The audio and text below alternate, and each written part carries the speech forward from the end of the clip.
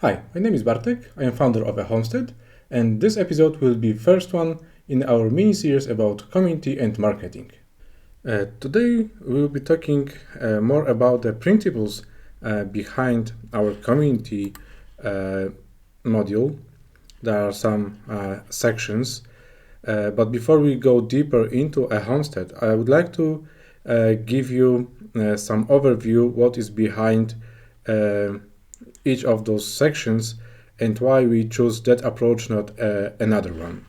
So it's that mini series is not an MBA course. It's also not about the AdSense campaign and all that kind of approaches. It's more about a way of thinking about our farm, small farming, placing our farm on the market. So let's get started. As some small farmers, we cannot compete with the big corporates by a price. It doesn't work. Some small brewers try to do this, and as I know, they failed.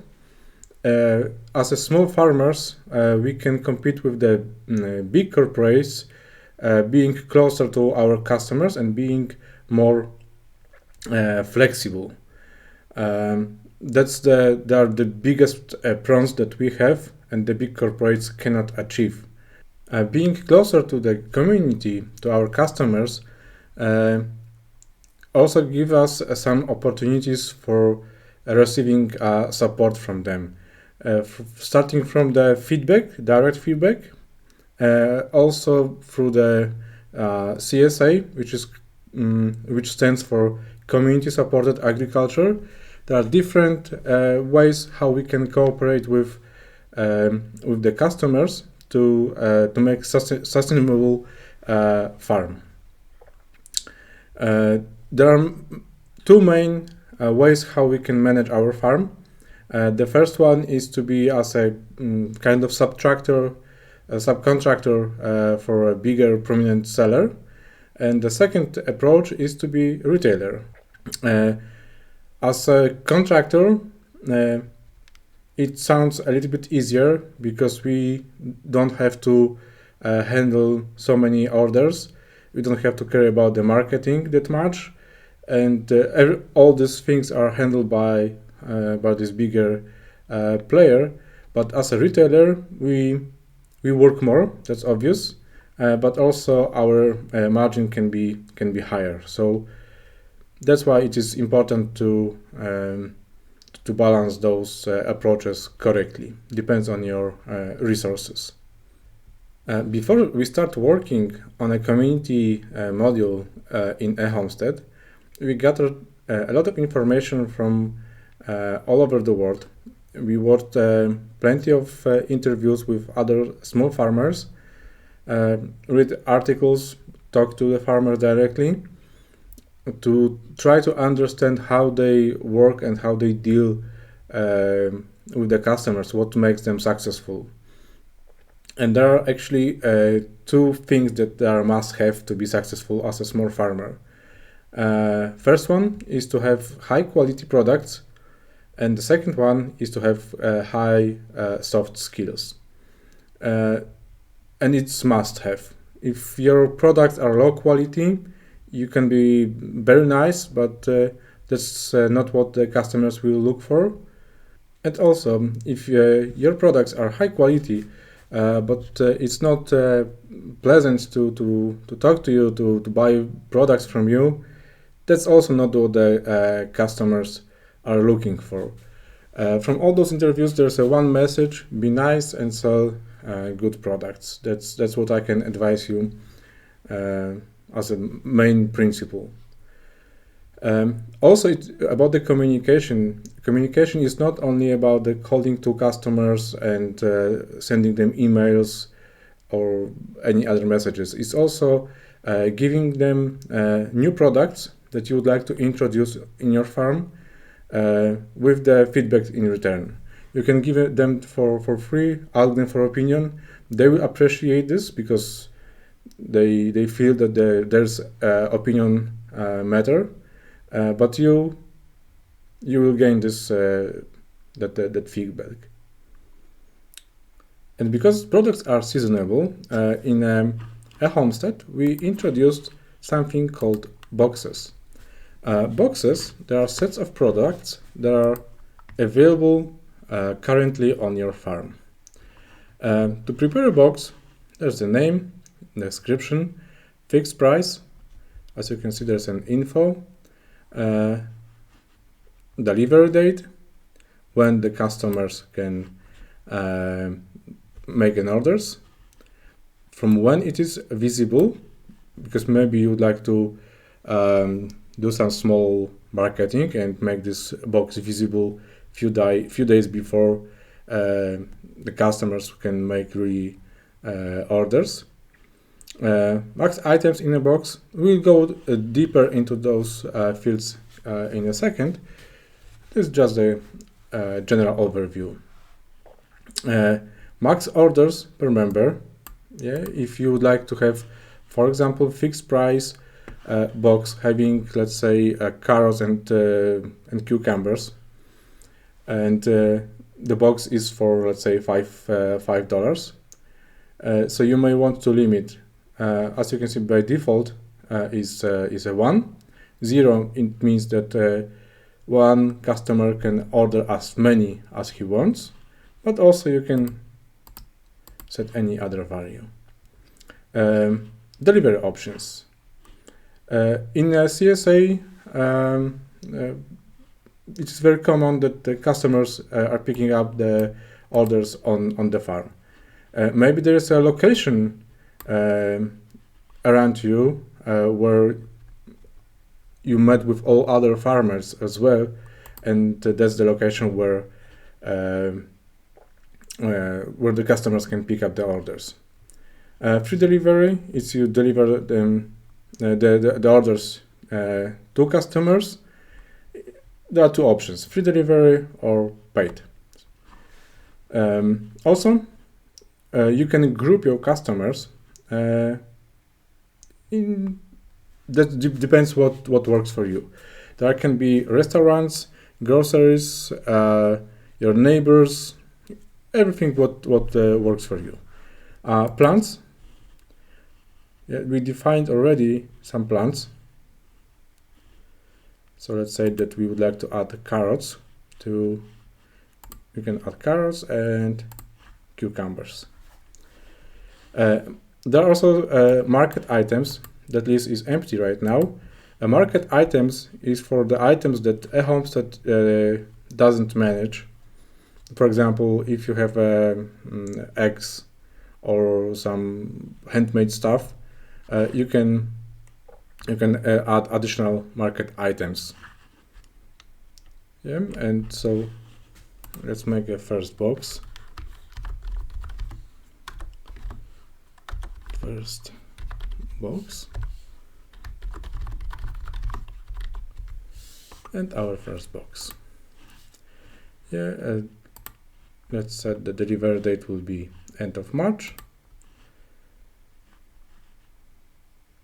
And we will give our customers a week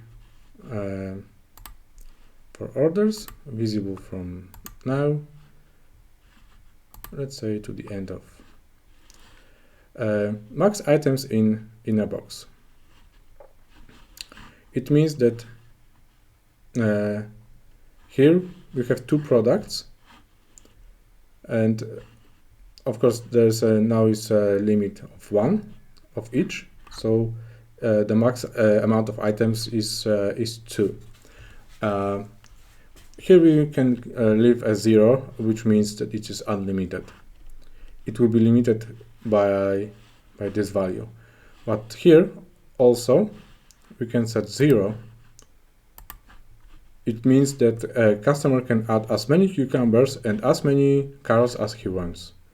But if we, let's say, would like to have fixed price $5, we may want to limit, for example, to 3 items, which means that it's up to your customer if he will order 1 carrot, 2 cucumbers, free carrots, no cucumbers, and any other combination.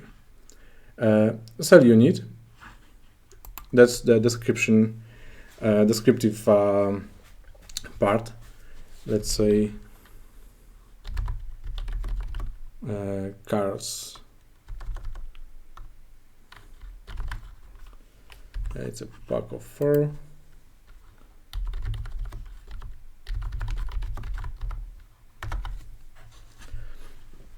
Can be like this. Yeah, everything is set up. So now we can save, and that's our first box.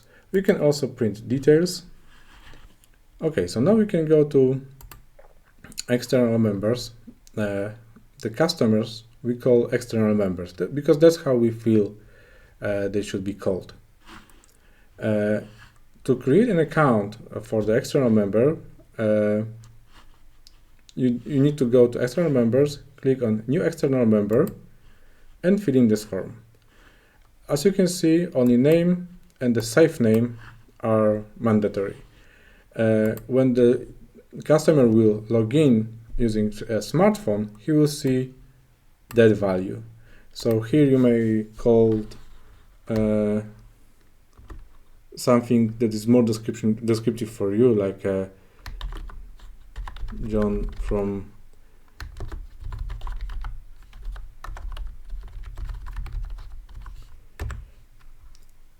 but for him you would like to display just a John. PIN, that number is there's extra, can give you an extra security, but it's not mandatory. Phone, email, address, description, that's everything is up to you. Groups, that's what I mentioned talking about boxes. To create a group, you just need to go here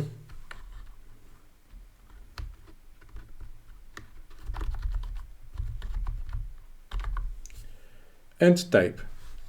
If you have that group, you can select from the drop-down, but because my list is empty, you can see add this as a new group, and the group was created. It is that simple. And this guy is not assigned to any group. This one is assigned to restaurants. You can go to boxes,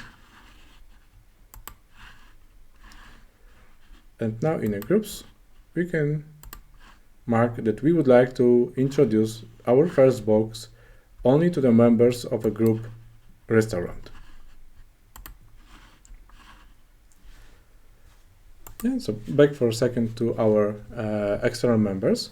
So if there is no login, there is no password, so how your customers can log in? Here's an option, QR code. For now, just to make this page smaller and easier to handle, they are not displayed, and but you can choose one of the 3 sections. Yeah, for example, the medium one, and then you can print, and that's what you can give to your customer, or you can print out or some badges. That's really up to you. If you need something bigger, it's also available, and very tiny if you have some stickers or hanging stuff. You can also print the whole page, the QR codes, and that's actually it what your customers need. They need to scan this QR code using the smartphone, and then they will see everything what you set up for them immediately on the phone, without login, without password, only with PIN, but that's optional. That's up to you. In the next episode, we will talk about the pricing plans, coupons, notifications. But let's back for a second to pricing. As I show you in our box, we can set a fixed price. So we set up 3 items as a maximum, there is no limit for any of those. We can make a limit also 3 here and 3 here, but that actually makes no big sense, because the 3 is total maximum in our box. So we can do something like this. There's no limit for the box. Do not set a fixed price, and because it's not set, now we can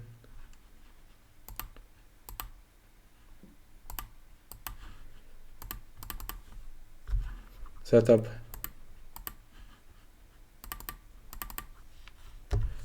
our prices per product. That also will work. So now cucumbers cost $4 per item, and one customer can order up to 3 within a one box. Same here, there are $3, and one customer can order maximum 3 packs of 4. Why I was talking about pricing? Because to make the whole process easier, also on a market, not only using e-Homestead. If you imagine that there are dollars and cents, the price, let's say that the $1 is the good price. I mean, it fits for most needs, and you can adjust the weight of the vegetables to that price. So let's say the $1 can be 1 parsley, 3 carrots, 5 cucumbers, but all costs $1 per set.